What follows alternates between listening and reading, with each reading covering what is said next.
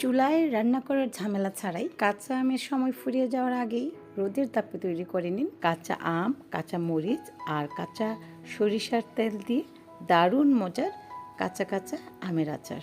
কাঁচা আমের এই আচারটি তৈরি করতে আমি 1 কেজি আমকে গ্রেটার দিয়ে কুচি করে 1 টেবিল চামচ লবণ মাখিয়ে রেখে দিয়েছি আধা ঘন্টা। তারপর এই আমগুলো থেকে অতিরিক্ত যে পানিগুলো উঠে এসেছে সেগুলোকে আমি ভালো করে চিপড়ে 1 চামচ হলুদ মাখিয়ে নিয়েছি। তারপর ঘন্টাখানেক খুব কড়া রোদে রেখে এর গায়ে যে অতিরিক্ত পানিটা থাকে সেটা শুকিয়ে দেব। আজকের এই আচারটি তৈরি করার জন্য আমি এখানে কাঁচামরিচ নিয়েছি 250 গ্রাম, সাথে 8-10টি বোম্বে মরিচও নিয়েছি।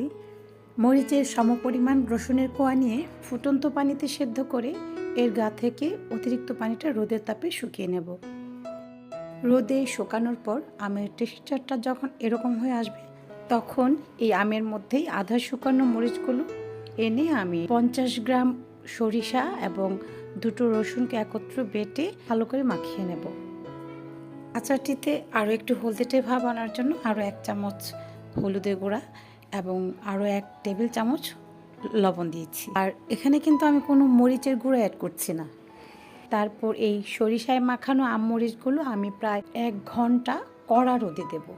তবে লক্ষ্য রাখতে হবে এই মাখানো আমগুলো যেন বেশি শুকিয়ে না যায়। তারপর এগুলো রোদ থেকে এনে আচারের জারে ভরে সরাসরি বোতল থেকে তেল ঢেলে 8 থেকে 10 দিন রোদে রেখে সংরক্ষণ করব।